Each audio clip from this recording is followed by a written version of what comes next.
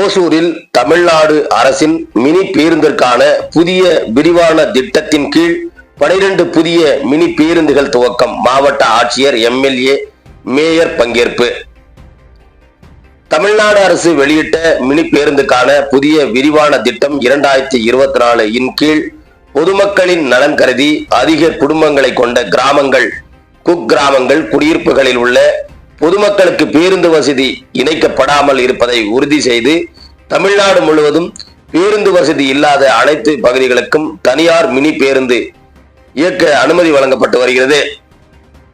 இந்த நிலையில் இத்திட்டத்தினை தஞ்சாவூரில் நேற்று தமிழ்நாடு முதலமைச்சர் மு.க.ஸ்டாலின் அவர்கள் கொடியசைத்து தொடங்கி வைத்தார். இதன் தொடர்ச்சியாக இன்று கிருஷ்ணகிரி மாவட்டத்தில் 55 புதிய வழித்தடங்கள் கண்டறியப்பட்டு 73 வாகனங்களுக்கு புதிய வழித்தடங்களான செயல்முறை ஆணை வழங்கப்பட்டுள்ளன. அதன்படி ஓசூர் மாநகர பேருந்து நிலையத்தில் நடைபெற்ற நிகழ்ச்சியில்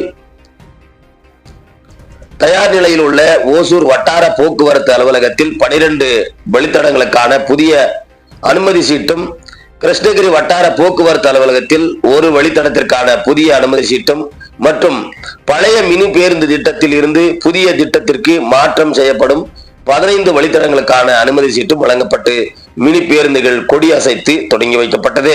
இந்த நிகழ்ச்சியில் மாவட்ட ஆட்சியர் தினேஷ்குமார், சட்டமன்ற உறுப்பினர் ஒய் பிரகாஷ், மாநகராட்சி மேயர் எஸ். சத்யா, துணை மேயர் ஆனந்தையா மற்றும் போக்குவரத்து துறை அதிகாரிகள் உள்ளிட்டோர் பங்கேற்று தொடங்கி வைத்தனர். மேலும் இதில் ஒரு மினி பேருந்தை மாவட்ட ஆட்சியர் தினேஷ்குமார் அவரே இயக்கி துவங்கி வைத்து ஓட்டி சென்றார்.